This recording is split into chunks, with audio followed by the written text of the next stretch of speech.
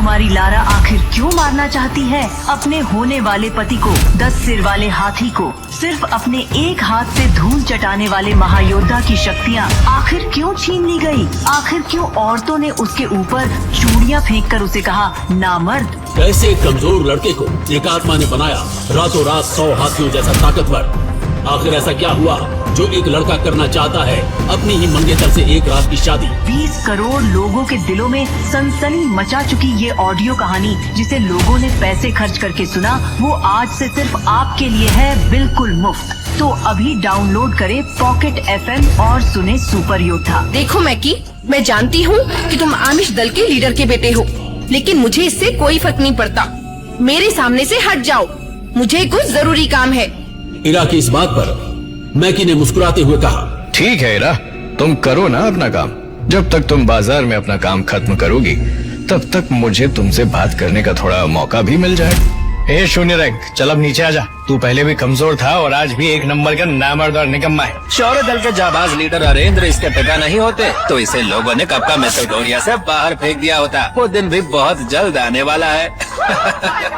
लोग ध्रुव को जलील कर रहे थे। लोगों के कड़वे शब्द बेशक ध्रुव को कांटों की तरह चुभ रहे थे, पर ध्रुव ने फिर भी अपने आप को हौसला देते हुए कहा, आज शून्य रैंक का धब्बा हटाकर मैं एक बार फिर एकलव्य बनूंगा और फिर मेरे बाबा का नाम पूरे शहर में इज्जत से लिया जाएगा। ध्रुव ने अपनी आंखें बंद करते हुए अपनी हथेली को शक्ति स्तंभ पर बने शक्ति चक्र पर रखा। तब ये घोषणा ने सबके कान खड़े कर दिए। ध्रुव का उम्मीद से खराब प्रदर्शन, तीसरा सितारा। ये नहीं हो सकता, मैंने इस साल भी कड़ी मेहनत की है, यह संभव है।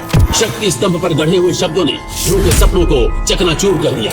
उसे बिल्कुल भी समझ नहीं आ रहा था कि आखिर ऐसा कैसे हो सकता था। उधर मैदान में खड़े सैकड़ों लोगों की भीड़ में से एक आदमी ने चिल्लाते हुए कहा, एक बार फिर से ध्रुव ने साबित कर ही दिया कि वो पिछले 3 सालों से शून्य था, शून्य है और आगे भी शून्य ही रहेगा। तो असली से एकलव्य बन गया था, अब इसका असली सच लोगों के सामने आ रहा है। ध्रुव की सांसें मानो रुकने लगी थी और उसके चेहरे पर घबराहट साफ साफ दिखने लगी थी। ध्रुव उदासी में अपने शौर्य में हिलाया। शौर्य दल के लीडर और ध्रुव के पिता अरेंद्र की नजर जैसे ही अपने बेटे ध्रुव पर गई, उसके उदास चेहरे को देखकर उन्हें सब कुछ समझ आ गया। ध्रुव, मैं जानता हूँ आज मैदान में क्या हुआ, लेकिन मुझे तुम पर पूरा भरोसा है। वो दिन दूर नहीं जब तुम एक बार फिर एकलव्य बनकर सबका मुंह बंद कर दोगे। ध्रुव जानता था कि उसके बाबा उसका मन रखने के लिए ये सब कह रहे हैं, और तभी अचानक एक बेहद खूबसूरत लड़की की एंट्री शौर्य महल के अंदर हुई। भला की इस खूबसूरत लड़की का नाम लारा ज़यान था, जो ध्रुव की मंगेतर भी थी। लारा अंबर दल की होने वाली लीडर थी। लारा को अपने सामने देखकर सभी लोगों के साथ अरेंद्र भी हैरानी में पड़ गए। तुम्हारा स्वागत है लारा। ना कोई खत, ना कोई खबर, इस तरह से यूं अचानक सब ठीक तो है? अरेंद्र के इस सवाल पर लारा ने अपने दाहिने हाथ से चुटकी बजाते हुए अपने बॉडीगार्ड्स की ओर इशारा किया। वो बॉडीगार्ड्स एक बड़े से हरे रंग के बॉक्स को पकड़े हुए थे। ध्रुव ने एक बार फिर सबकी उम्मीदों पर पानी फेर दिया, इसलिए मैं ध्रुव के लिए कुछ ऐसा लाई हूँ जो एक बार फिर ध्रुव की खोई हुई शक्तियों को जगा देगा। लारा, हम तुमसे कोई तोहफा नहीं ले सकते। रही बात ध्रुव की, तो वो कड़ी मेहनत कर ही रहा है। आज नहीं तो कल वो शक्तियाँ वापस बढ़ा लेगा। अरेंद्र की बात खत्म भी नहीं हुई थी और बॉडीगार्ड ने उस बॉक्स को खोल दिया। सभी को बॉक्स में हरे रंग की शरबत से भरी हुई बोतलें दिखाई दे रही थी। अरेंद्र ने उस शरबत की ओर हैरानी से देखते हुए कहा, करिश्माई शरबत? ये तो बहुत ही कीमती शरबत है। हम तुमसे इतना कीमती तोहफा बिल्कुल भी नहीं ले सकते लारा, और तुम इस मामले में इतना दखल क्यों दे रही हो? लारा ने देरी किए बिना तुरंत अरेंद्र से कहा, आप जानते हैं ना ये करिश्माई शरबत ध्रुव के लिए कितना फायदेमंद साबित हो सकता है। आज पूरा शहर ध्रुव पर हंस रहा है और आप भी जानते हैं कि इस बात का आपके ऊपर क्या असर होगा। उसकी बात का जवाब देते हुए अरेंद्र ने कहा, मैं जानता हूँ लारा, इस करिश्माई शरबत के कई फायदे हैं, लेकिन इस बात से भी इनकार नहीं किया जा सकता कि इससे ध्रुव को कोई फायदा नहीं होगा। और तुम ये जानती ही हो कि अगर 9वें सितारे से कम शक्ति वाला कोई इस शरबत को लेगा तो उसका परिणाम कितना भयानक हो सकता है। ध्रुव अपनी बची हुई शक्तियों को हमेशा हमेशा के लिए खो सकता है। हाँ, ध्रुव अपनी शक्तियाँ खो भी सकता है, और ये भी तो हो सकता है कि उसे उसकी शक्तियाँ हमेशा के लिए वापस मिल जाए। ध्रुव का शक्ति का सितारा तो वैसे भी 3 पर ही है। ध्रुव के पास अब हारने को बचा ही क्या है। मैं उसे एक और मौका दे रही हूँ। इससे पहले कि अरेंद्र कुछ कहते, लारा की इस बात पर अब ध्रुव ने अपनी चुप्पी तोड़ते हुए कहा, बस बहुत हुआ लारा, तुमने बहुत कुछ कह लिया। बाबा का कुछ तो लिहाज करो, चाहे जो हो जाए। मैं इस तरह अपनी शक्तियाँ कभी नहीं बढ़ाऊंगा, सुना तुमने? अच्छा, तो फिर तुम किस तरह से अपनी शक्तियाँ बढ़ाओगे? वैसे ही जैसे पिछले 3 साल से बढ़ा रहे हो। हाँ? लारा की ये बात सुनकर गुस्से से भरे ध्रुव ने एकदम चुप्पी साध ली। लारा ने अरिंद की ओर देखा और इत्मीनान से कहा, ठीक है, अगर आप इस करिश्माई शरबत को तोहफे के तौर पर नहीं स्वीकार करना चाहते तो क्या आप मुझे इसके बदले कुछ दे सकते हैं जो मैं आपसे मांगना चाहती हूँ। लारा की इस बात पर अरिंद ने बिना कुछ सोचे समझे कहा, लारा, तुम इस परिवार का हिस्सा बनने जा रही हो और तुम्हें शरबत के बदले कुछ मांगने की क्या जरूरत है। जो चाहो मांग लो मुझसे, हमारा जो कुछ भी है वो सब तुम्हारा ही तो है। ठीक है, कई साल पहले हमारे बड़ों ने जो हमारा रिश्ता ध्रुव के साथ तय किया था, आज मैं उस रिश्ते को हमेशा हमेशा के लिए तोड़ना चाहती हूँ। लारा के मुंह से इस बात को सुनकर ध्रुव, उसके पिता अरिंद और वहाँ पर मौजूद सभी लोगों के पैरों तले जमीन सरक गई। अगले ही पल अरिंद ने अपनी नाराजगी जाहिर करते हुए तेज आवाज में कहा, लारा, क्या शर्म लिहाज भूल गई हो? ये जानते हुए भी कि ये रिश्ता तुम्हारे और हमारे परिवार के बड़े लोगों ने तय किया है, तुम कैसे रिश्तों को तोड़ने की बात कर सकती हो? अरिंद की नाराजगी के जवाब में लारा ने बड़ी ही बेफिक्री के साथ कहा, ये रिश्ता जरूर परिवार के बड़े लोगों ने तय किया था, लेकिन तब और अब में काफी फर्क आ चुका है। आज मेरे और मेरे परिवार के लोगों की शक्तियाँ कहां से कहां पहुंच चुकी है, जबकि ध्रुव पिछले 3 सालों से वहीं पर अटका हुआ है। मेरा किसी कमजोर के साथ कोई संबंध नहीं हो सकता, इसलिए बेहतर यही होगा कि ये रिश्ता आगे बढ़ने से पहले यहीं पर ही टूट जाए। अब ध्रुव के सब्र का बांध भी टूट चुका था। वो लारा के ठीक सामने आकर खड़ा हो गया और उसकी आंखों में आंखें डालते हुए बोला, ठीक है, तो तुम यहाँ रिश्ता तोड़ने आई हो तो ठीक है, ये रिश्ता जरूर टूटेगा। तभी ध्रुव ने अपनी बात को आगे बढ़ाया, लेकिन इस रिश्ते को तोड़ने से पहले तुम्हें मुझसे एक रात की शादी करनी होगी और उसके बाद मैं तुम्हें तलाक देकर हमेशा हमेशा के लिए इस रिश्ते से मुक्त कर दूंगा। बताओ, है मंजूर? ध्रुव की इस बात पर लारा ने तपाक से गुस्से में झल्लाते हुए कहा, ये कैसा घटिया मजाक है ध्रुव? क्या तुम नहीं जानते इससे मेरी और मेरे परिवार की पूरे शहर में कितनी बदनामी होगी? तो जो तुम कर रही हो उससे मेरे परिवार की बदनामी नहीं होगी? जब बदनामी होनी ही है तो क्यों ना दोनों की हो। जब ये कलंक लगना ही है तो क्यों ना दोनों परिवारों पर लगे। मैं सोच भी नहीं सकती कि तुम इतनी घटिया बात करोगे। विश्वास नहीं होता कि तुम वही ध्रुव हो जिसे मैं इतने सालों से जानती हूँ।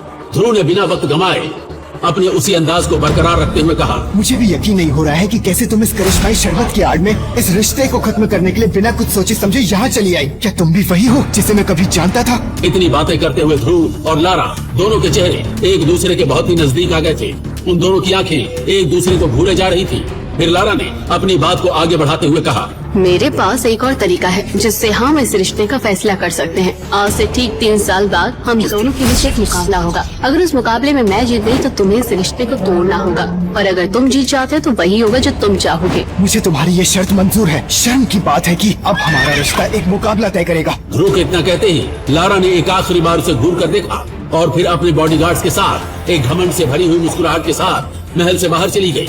दूसरी तरफ ध्रुव तेजी से अपनी माँ के ग्रेवयार्ड की तरफ गया। माँ की समाधि पे गिरे पेड़ के पत्तों और धूल को साफ करने लगा। उसके बाद अपनी माँ को याद करते हुए ध्रुव बातें करने लगा। 3 साल के बाद भी मोहरा से मुकाबला नहीं कर पाऊंगा। 3 साल बाद सब कुछ खत्म हो जाएगा। ध्रुव अपनी माँ की कब्र से बातें कर ही रहा था, तभी कब्र में सफेद धुआं छाने लगा। ध्रुव इस धुएं से बेखबर था। मैंने ऐसा तो कोई काम किया ही नहीं जिससे मैं आपका नाम रोशन कर सकूं। क्यों माँ, आखिर मेरी शक्तियाँ क्यों नहीं बढ़ रही? ये कहते हुए ध्रुव ने अपनी मुट्ठी बंद की और जमीन पर जोर जोर से अपना हाथ पीटने लगा। माँ, अब तो कोई चमत्कार, कोई करिश्मा ही मुझे मेरी शक्तियाँ वापस दिला सकता है। तभी उसके कानों में एक आवाज गूंजी, ध्रुव, क्या तुम मुझे सुन पा रहे हो?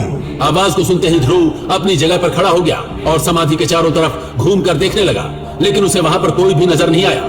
तभी एक बार फिर से उसके कानों में वो आवाज सुनाई पड़ी, मुझे इधर उधर ढूंढना बंद करो ध्रुव, मैं तो तुम्हारी अंगूठी में हूँ। इतना सुनते ही उसने अपने सीधे हाथ की एक उंगली में काले पत्थर से बनी एक अंगूठी की तरफ देखा। ये अंगूठी ध्रुव को उसकी माँ का दिया हुआ आखिरी तोहफा थी। देखते ही देखते ध्रुव की अंगूठी में हलचल शुरू हो गई। तभी उसे अचानक एक जोर का झटका लगा जिससे वो जमीन पर जा गिरा। देखते ही देखते उसकी अंगूठी में से एक सफेद रंग का धुआं साए के रूप में बाहर निकला। फिर उस साए ने एक बूढ़े आदमी का रूप ले लिया। कौन हो तुम? ध्रुव के ये पूछते ही उस बूढ़े आदमी का सफेद साया उसके चारों तरफ घूमने लगा। कभी वो साया ध्रुव के सामने होता तो कभी पलक झपकते ही उसके पीछे चला जाता। कौन हो तुम और तुम मेरी अंगूठी में क्या कर रहे थे? वो साया कुछ देर तक ध्रुव के चारों तरफ घूमने के बाद उसके सवालों का जवाब देने के लिए उसके सामने आकर एक जगह पर रुक गया। मैं कौन हूँ ये जानना तुम्हारे लिए जरूरी नहीं है, लेकिन हाँ, मेरे पास तुम्हारी हर समस्या का समाधान है और शायद इसीलिए आज मैं यहाँ पर हूँ। इतना कहते हुए वो साया हंसने लगा और फिर उसने अपनी बात को आगे बढ़ाते हुए कहा, मुझे तो तुम्हारा शुक्रिया अदा करना चाहिए। आखिर तुमने पिछले 3 सालों से मुझे अपनी अंगूठी में संभाल कर रखा और देखो आज मुझे नींद से भी जगा दिया। शुक्रिया ध्रुव। पिछले 3 सालों से मेरी अंगूठी में छिप कर बैठे हो, कहीं तुम्हारी वजह से ही तो मेरी शक्तियाँ कम नहीं हो रही थी। अभी भी वो साया हंसी रहा था, जिस पर अब ध्रुव को बहुत ज्यादा गुस्सा आने लगा। सुनो ध्रुव, जो होना था वो हो चुका। अब इस तरह से तुम्हारे गुस्सा करने से कुछ भी नहीं होगा। मेरा साथ दोगे तो मैं तुम्हारे बहुत काम आ सकता हूँ। आखिर तुम चाहते क्या हो? वो साया फिर से उसके सामने एक जगह पर हवा में रुक गया और कहने लगा, मैं चाहता हूँ कि तुम मुझे फिर से अपनी अंगूठी में रहने की जगह दो, बदले में मैं तुम्हें। वो साया उसके आगे कुछ कहता, उसके पहले ही ध्रुव ने कहा, नहीं नहीं, कभी नहीं, कभी भी नहीं। मैं ऐसी गलती अब दोबारा नहीं करने वाला। मैं भूल कर भी उस अंगूठी को दोबारा नहीं पहनूंगा। अंगूठी को उठाया और ध्रुव को समझाते हुए कहा, क्या तुम नहीं चाहते कि लोग तुम्हारी फिर से इज्जत करें, फिर से तुम्हारी शक्तियों का सितारा 3 से 9 तक पहुँचे? क्या तुम नहीं चाहते कि तुम एक बार फिर से एकलव्य कहलाए जाओ? ध्रुव की धड़कनों को तेज कर दिया और अब ध्रुव न चाहते हुए भी उस साये की बातों को सुनने के लिए मजबूर था। साया फिर से उसके चारों तरफ घूम रहा था। उसने ध्रुव से आगे कहा, ध्रुव, तुम्हारे पास अब से सिर्फ 1 साल का समय है और 1 साल में तुम्हारी शक्ति 7वें सितारे तक नहीं पहुंची तो नियम के मुताबिक तुम्हें शौर्य दल और मैसोडोरिया शहर से बाहर निकाल दिया जाएगा। ध्रुव उस साये की बातें सुनकर हैरान हो गया। उसने हैरानी के साथ पूछा, लेकिन तुम्हें इस सब के बारे में कैसे पता? मुझे ये कैसे पता, इसके बारे में सोचना छोड़ो और जो मैं कह रहा हूँ। उसने अपनी बात को आगे बढ़ाते हुए कहा, और सबसे बड़ी बात, 3 साल बाद तुम्हें अपनी मंगेतर लारा का भी तो सामना करना है। ध्रुव, तुम्हारे इस तरह से गुस्सा करने से कुछ नहीं होने वाला है। अब तुम्हें अपने सच को स्वीकार कर लेना चाहिए और तुम्हारा सच यही है कि 3 साल बाद तुम्हें अपनी मंगेतर लारा का सामना करना होगा। इस बार ध्रुव ने आगे आकर उस साये से पूछा, तो मैं क्या करूं? तुम्हें वो करना चाहिए जो मैं कह रहा हूँ। तुम इस अंगूठी को फिर से पहनकर मुझे अपनी जिंदगी में शामिल कर लो, फिर देखो किस तरह से मैं तुम्हारी जिंदगी बदल दूंगा। मैं तुम्हें इतना शक्तिशाली बना दूंगा कि तुम अपने सामने आने वाली हर मुसीबत का सामना हिम्मत से कर पाओगे। ध्रुव को अपनी खोई हुई शक्तियों को वापस हासिल करने का इसके अलावा कोई और दूसरा रास्ता नजर नहीं आ रहा था। ठीक है, मैं तैयार हूँ। वैसे तुमने अभी तक मुझे अपना नाम नहीं बताया। मेरा नाम विदुर है, लेकिन तुम मुझे सिर्फ गुरुदेव या फिर आचार्य कहना। ठीक है आचार्य विदुर, तो आप मेरी ट्रेनिंग कब से शुरू करेंगे? बहुत ही जल्द मैं तुम्हारे लिए एक खास चीज बनाऊंगा, अमृत धारा। उससे तुम्हें बहुत मदद मिलने वाली है। ये क्या है और इसके क्या फायदे हैं? तुम सवाल बहुत पूछते हो। फिलहाल मैं तुम्हें कुछ जड़ी बूटियां लिख कर दे रहा हूँ, उसका इंतजाम करो। जब अमृत धारा बन जाए तो तुम खुद ही देख लेना कि वो क्या चीज है। इतना कहते हुए विदुर ने ध्रुव के हाथों में जड़ी बूटियों के नाम लिखकर एक कागज थमा दिया। उस कागज को पढ़कर ध्रुव के होश उड़ गए। उसने हैरानी के साथ कहा, आचार्य ये तो बहुत ही महंगी है। इसे खरीदने के लिए तो कम से कम 800 सोने के सिक्के की जरूरत होगी और मेरे पास तो इतने पैसे नहीं है। ये तुम्हारी परेशानी है कि तुम 800 सोने के सिक्कों का इंतजाम कैसे करोगे। ये तुम जानो। जब तुम्हें पता चलेगा ना कि मेरे अमृत धारा की मार्कस में क्या कीमत है तो तुम्हारे होश उड़ जाएंगे। फिर तुम्हें समझ आएगा कि तुम्हारे हाथ कौन सा खजाना लगा है। क्या अमृत धारा को पीने की वजह से ध्रुव की शक्तियाँ बढ़ जाएंगी? आखिर कौन है ये विदुर और क्या वो सच में ध्रुव को 100 हाथियों जैसा ताकतवर बनाएगा? 3 साल बाद होने वाले मुकाबले में लारा या ध्रुव में से कौन किस पर भारी पड़ेगा? आगे की कहानी जानने के लिए देखिए अगला एपिसोड सिर्फ पॉकेट एफएम के यूट्यूब चैनल पर और सुपर योद्धा के सारे एपिसोड्स को सुनने के लिए डिस्क्रिप्शन में दी लिंक से डाउनलोड करें पॉकेट एफएम ऐप।